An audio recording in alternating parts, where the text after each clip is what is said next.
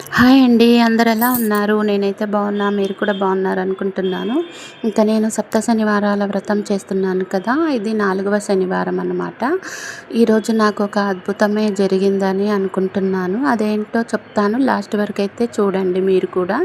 ఎందుకంటే శనివారం పూజ నేను పొద్దున్నే స్టార్ట్ చేసుకున్నాననమాట. ఇలా పిండి దీపాలు రెడీ చేసుకొని, తులసి మాల చేసుకొని, నువ్వులుండలు చేసుకొని అన్నీ పూజ చేసుకున్నాననమాట. ఇంక సాయంత్రం అయితే హనుమాన్ చాలీసా అయితే చదువుకొని, ఇంకా గోవిందనామాలు చదువుకున్న తర్వాత నేను ఇలాగైతే స్వామివారికి ముత్యాల హారతి ఇస్తానన్నమాట ప్రతి శనివారము. ఇంకా ఇలా ముత్యాల హారతి ఇస్తుంటే మా అబ్బాయి వచ్చి, కింద ఏవో చెట్లు ఇస్తున్నారంట అమ్మ తెచ్చుకోండి అని అన్నాడు. నువ్వే తీసుకురావచ్చు కదా అంటే, నేను పోలేదు అక్కడికి అన్నాడు.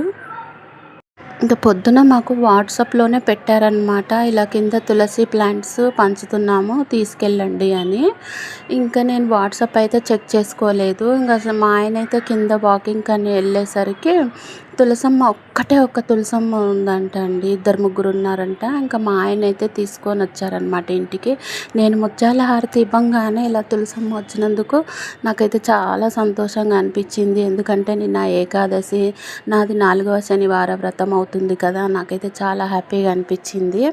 ఇంకా అమ్మకి కూడా నేను బొట్టు పెట్టేసి, పసుపు కుంకుమ పెట్టేసి ఇలా ధూపం అయితే ఇచ్చానన్నమాట. ఇంకా మా తులసమ్మని, ఇంటికొచ్చిన తులసమ్మని మా ఇంట్లో ఉన్న బృందావనంలో ఉన్న కృష్ణుడి దగ్గర అయితే పెట్టేశాను. చూడండి మీరు కూడా.